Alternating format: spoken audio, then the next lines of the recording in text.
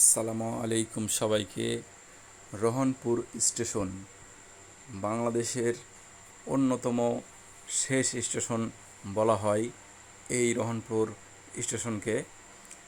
স্টেশনে যেমন অনেক মানুষ এসেছে এবং আপনারা দেখলেন ট্রেনে অনেক তাড়াহুড়া করে উঠছে অনেকজন।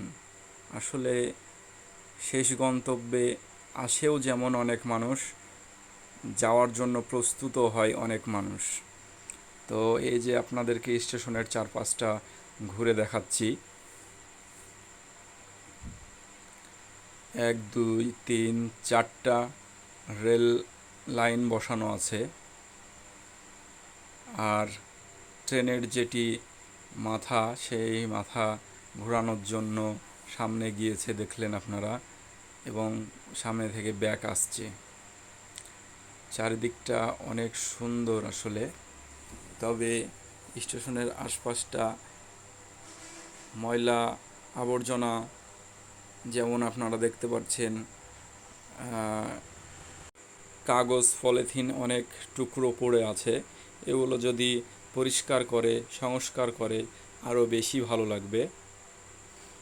এই যে দেখতে পাচ্ছেন ট্রেনের যেটি মাথা ইঞ্জিল বলে এটিকে, সেই ইঞ্জিলটা ঘুরে চলে আসলো।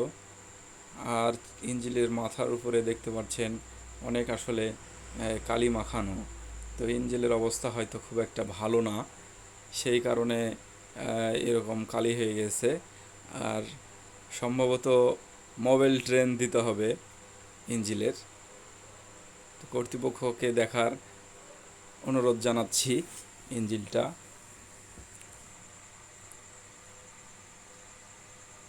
মাশাআল্লাহ, অনেক সুন্দর স্টেশনটা। তবে আর একটু গোছালে আরও বেশি ভালো লাগবে। তো এখন এই পর্যন্ত। সবাই ভালো থাকবেন, সুস্থ থাকবেন। সবাইকে আসসালামু আলাইকুম।